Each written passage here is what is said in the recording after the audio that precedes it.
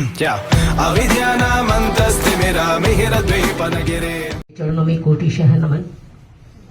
सम्मानित मंच, वंदनीय साध्वी श्री जी, साध्वीजन, उपस्थित भाई और बहनों, आज मंगल भावना का कार्यक्रम है। मंगल भावना का मतलब बधाई, बधाई दे। लोग बधाई के साथ विदाई को भी जोड़ रहे हैं। परम साधुओं की कभी विदाई नहीं होती, उन्होंने जो काम किए उसकी वर्धापना होती है। हम वर्धापना करते हैं। तेरापन धर्म संघ एक विशिष्ट धर्म संघ है। तेरापन धर्म संघ के आद्य प्रणेता आचार्य भिक्षु ने उस धर्म संघ को मर्यादा और अनुशासन से सिंचित किया है। आज तेरापन धर्म संघ भिक्षु शासन की उत्तरवर्ती परंपरा से लेकर आज तक निरंतर इस धर्म संघ को इतना अधिक सिंचित कर रहे हैं कि आज वह वट वृक्ष इतना बड़ा बन चुका है कि पूरी दुनिया को अपनी अध्यात्म की छाया प्रदान करता है। ये हमारा परम सौभाग्य है। मैं अगर वर्तमान में गुरुदेव तुलसी को याद करती हूँ, क्योंकि आपके दीक्षा गुरु भी गुरुदेव तुलसी थे और मेरे दीक्षा गुरु भी गुरुदेव तुलसी थे। उनको हम नमन करते हैं, जिन्होंने हम सभी को संसार से निकालकर यहाँ पर लाकर खड़ा कर दिया, जहाँ पर संयम की चेतना व्याप्त हो रही है और संयम के द्वारा सिंचन हो रहा है। गुरुदेव तुलसी फरमाया करते थे, तीन शक्तियां, शक्ति, भक्ति और अनुरक्ति। अगर जिसके पास ये तीन चीज होती है, वह साधक अपने जीवन को तो गति देता है, संसार को भी प्रकाशवान बनाता है। शक्ति क्या है? आत्मबल। जिसके पास आत्मबल होता है वह कभी डरता नहीं, अभय की चेतना व्याप्त हो जाती है। और अभय की चेतना जिसके पास में है, वह व्यक्ति कहां से कहां पहुंचता है। कितना भी अंधेरा वैसे तो उसके जीवन में कभी होता ही नहीं, पर चाहे दुनिया को नजर आए, प्रकाश उसके सामने हमेशा चलता हुआ नजर आता है। भाइयों और बहनों, शक्ति इतनी बड़ी होती है, इस अध्यात्म की शक्ति में इतना बड़ा बल होता है। वह शक्ति हम साध्वी श्री जी में देख रहे हैं, जो अपनी अध्यात्म रश्मियों के द्वारा निरंतर प्रकाशवान बनती जा रही हैं और प्रकाश को निरंतर दुनिया को संप्रेषित कर रही हैं, अर्थात अंधेरों को उजाले में भर रही हैं। बहुत बहुत हम मंगल कामना करते हैं, इतना बड़ा प्रकाशवान दुनिया को बना देना, पर वही बना सकता है जो खुद प्रकाशवान होता है। दूसरा है भक्ति। भक्ति क्या है? अगर भक्ति नहीं तो कुछ भी नहीं। वे दिए बुझ जाते हैं, जलते नहीं रहते। तो भक्ति हमारे तेरापन धर्म संघ में गुरु की भक्ति इतनी विराट भक्ति होती है। गुरु के अनुशासन में ये धर्म संघ हमेशा निरंतर गति करता है, प्रगति करता है। अभी हम आरएसएस की चर्चा कर रहे थे, हमारे अनिल जी डॉक्टर यहाँ पर विद्यमान हैं। वहां पर भी एक ही सर संघ संचालक होता है और तेरापन धर्म संघ में भी एक गुरु का अनुसारण निरंतर हमें गति और प्रगति देता है। जैसे गुरु का आदेश मिलता है, उस गुरु के आदेश के साथ ही हमारी गति प्रारंभ हो जाती है। ये हमारी भक्ति है। अगर ये भक्ति तेरापन धर्म संघ के सदस्यों में होती है, तो वह तेरापन धर्म का सदस्य निश्चित रूप से आकाश का स्पर्श करता है, आध्यात्मिक आकाश को छूता है और पूरी दुनिया में पॉपुलर बन जाता है, प्रसिद्ध बन जाता है। क्योंकि गुरु की भक्ति उन्हें सब कुछ दे देती है। क्योंकि जहां गुरु की भक्ति होती है, फिर वहां कुछ भी अवशेष नहीं रहता। हमें इस समय पर, इस अवसर पर, इस भक्ति में साध्वी अणिमा श्री जी के नाम को भी कोट कर रही हूँ, क्योंकि इनकी भक्ति इतनी विचित्र है। अभी हम सुन रहे थे सुधा प्रभा जी से, मुझे भी मौका मिला है सुनने का, क्योंकि साध्वी अणिमा श्री जी तेरापन धर्म संघ की एक विशिष्ट साध्वी है, प्रबुद्ध साध्वी है। ये सब जानते हैं, ये सब जानते हैं, लेकिन ये प्रबुद्ध और विशिष्ट क्यों बनी, ये कोई नहीं जानता। ये किसी को नहीं पता कि कैसे बनी, आपको पता होना चाहिए, जिस समय साध्वी अणिमा सिंह जी इस तेरापन धर्म संघ में आई थी, उस समय ये कितना जानती थी ये मैं नहीं कह सकती, लेकिन मुझे ऐसे लग रहा है कितना जानती होंगी, क्योंकि एक कटोरी में कितना पानी आ सकता है, क्योंकि पानी का तो अथाह समुद्र है, और एक कटोरी में पानी कितना आ सकता है। पर अभी समुद्र बनने की चाह जिसमें होती है, जब वो समुद्र पूरा बना नहीं, समुद्र में हम अटखेलियां कर रहे हैं, तेरापन धर्म संघ एक समुद्र है, महासमुद्र है, लेकिन उसके अंदर भी एक बहुत बड़ा कलश अगर बन जाता है तो ये बहुत बड़ी उपलब्धि होती है।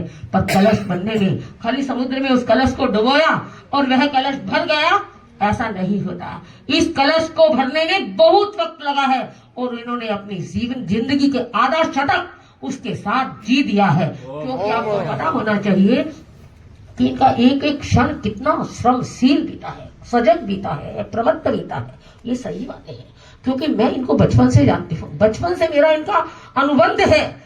वो अलग बात है हम कितना मिल पाते हैं, कितना नहीं मिल पाते हैं, दूरियां होती हैं। दिल्ली में रहकर भी हम बहुत कम साथ में रह पाए हैं। हमारा मन बहुत रहता है कि हम एक कम साथ में रहते, लेकिन नहीं रह पाते, क्योंकि अलग अलग व्यवस्थाएं होती हैं, अलग अलग आदेश होते हैं, अलग अलग गुरु के निर्देश प्राप्त होते हैं, उसी हिसाब से हम कार्य करते हैं। लेकिन इन्होंने अपने कलश को श्रम की चेतना से भरा है और अप्रमत्त जीवन जीते हुए एक एक दिन को सार्थक बनाया है। और जैसा कि सुधा प्रभा जी ने कहा था कि ये पुण्यवान है, ये मैं जरूर कहूंगी, पुण्यवान तो जरूर है, क्योंकि पुण्य के बिना तो ये सब सहयोग मिलते नहीं। इनको बहुत सारे सहयोग मिले हैं, अपने आप सहयोग मिलते गए और इनकी गति में प्रगति होती रही।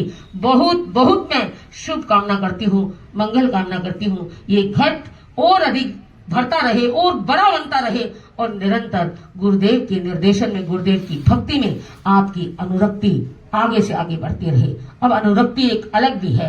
अनुरक्ति मतलब अपनी आत्मा के प्रति अनुरक्ति। जब तक आत्मा के प्रति अनुरक्ति नहीं होती, तब तक हम साधना की तेजस्विता को प्राप्त नहीं कर सकते हैं। गुरु की भक्ति हमारे पास में है, लेकिन आत्मा के प्रति अनुरक्ति नहीं, तो फिर भी कुछ न कुछ कहीं न कहीं अधूरा रह जाता है।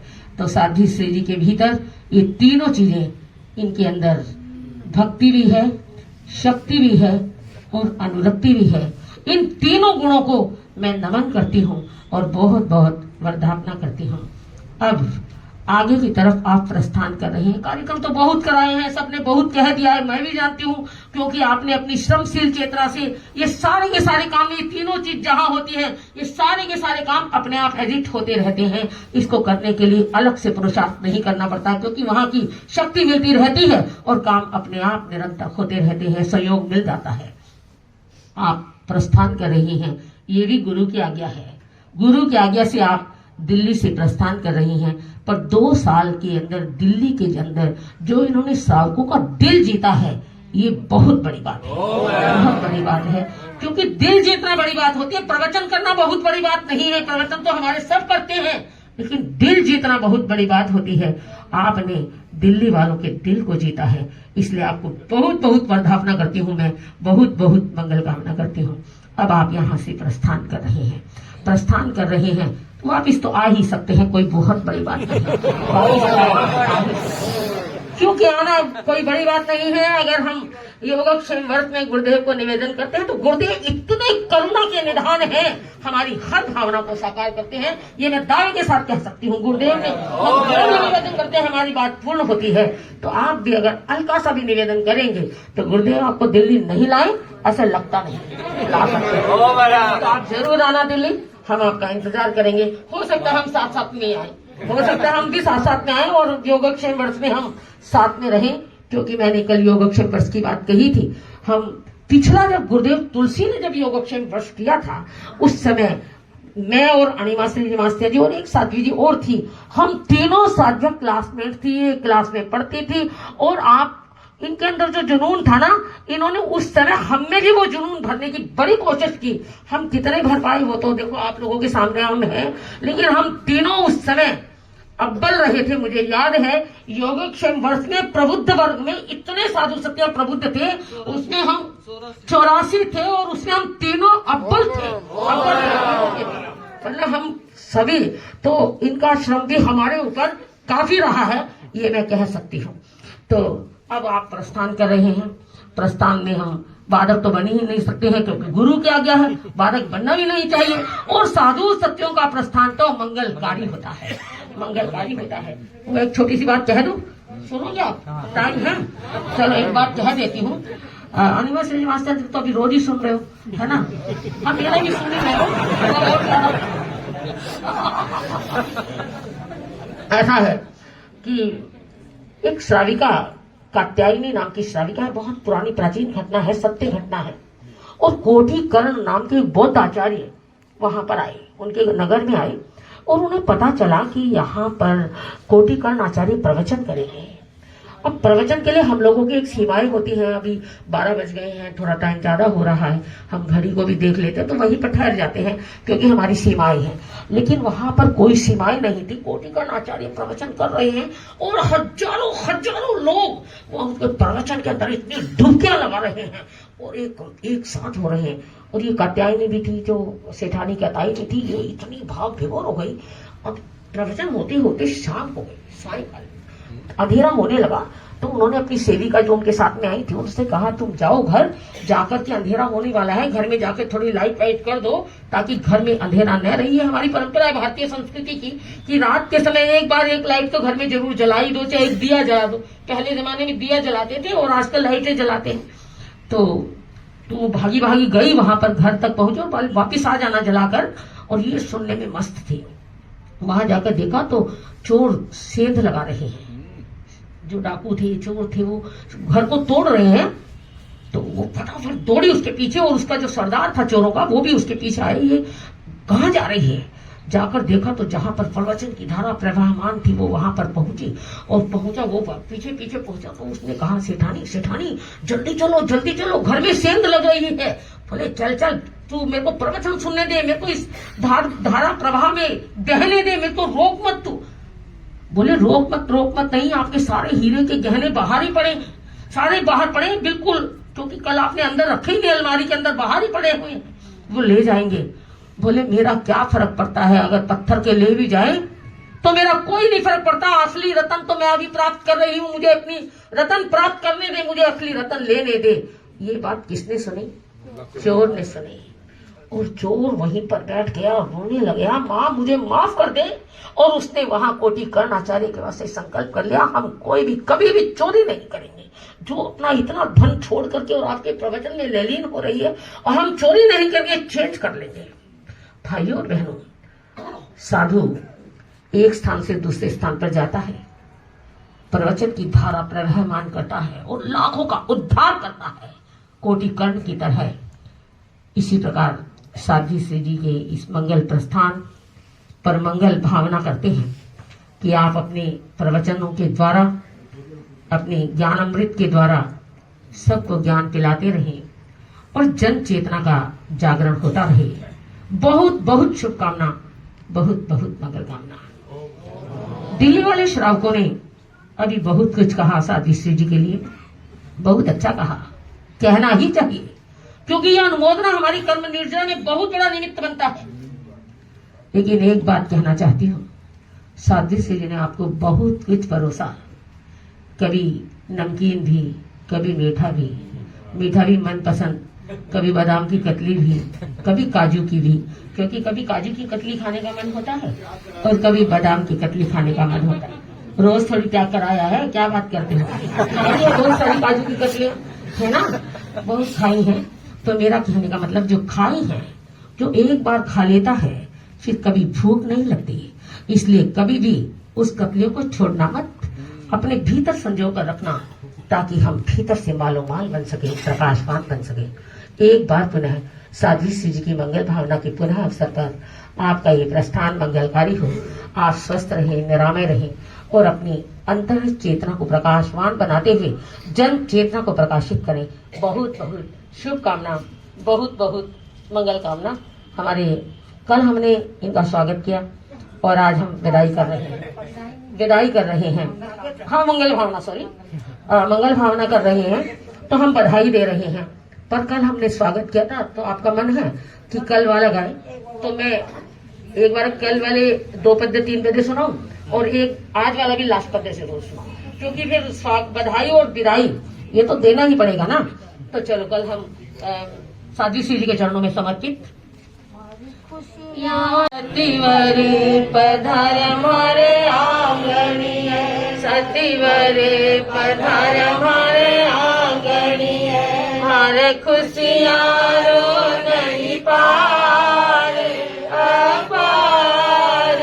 सतीवरे पधार हमारे आंगणिये, सतीवरे पधार हमारे आंगणिये, कर स्वागत बारंबार, मंगल भावना करा बारंबार। शतिवार वंदन करा में आपने, वंदन करा में आपने। मोत्याशु मोगा हो सतीवरी, मोत्याशु मोगा हो सतीवरी, ठाशु मिल मरा रूरु विश्वर। अनुरत भवन में आई बहार, आया द्वार। सतीवर पधार हमारे आंगणिये, सतीवर पधार हमारे आंगणिये। मिलन सारिता थारी नारी, मिलन सारिता थारी नारी, मधुर भाषिता लागे प्यारी, मधुर भाषिता लागे प्यारी। सादियानी मासी जी दिलदार, दिलदार। सतीवर पधार हमारे आंगणिये, सतीवर पधार हमारे आंगणिये। प्रवचन शैली है अलबेली, प्रवचन शैली है अलबेली। लागे जाने गुड़री भेली, लागे जाने गुड़री भेली। थारो मधुर मधुर व्यवहार मनहार। सतीवर पधार हमारे आंगणिये, सतीवर पधार हमारे आंगणिये। हमारे खुशियाँ रो नहीं पार अपार। सतीवर पधार हमारे आंगणिये।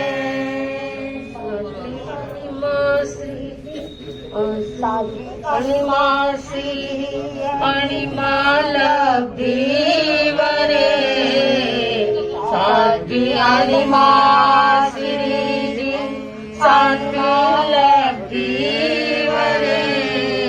सफल हो या तुम्हारी शुभ कामना करे, सफल यात्रा तुम्हारी शुभ कामना करे।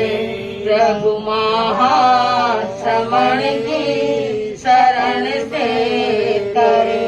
जय वंदा ये शासन हम नाज करे, तब प्रस्थान हो मंगल शुभम भूया, तब प्रस्थान हो मंगल शुभम भूया, तब प्रस्थान हो मंगल शुभम भूया। आपका प्रस्थान बहुत बहुत मंगल हो, बहुत बहुत मंगल की भावना, बहुत आगे बढ़े और धर्म संघ की ऊंचाइयों को स्पर्श करते हुए अध्यात्म की चेतना का स्पर्श करें। बहुत बहुत शुभकामना। क्या अविद्यानामन्तस्तिमिरमिहिरद्वीपनगिरे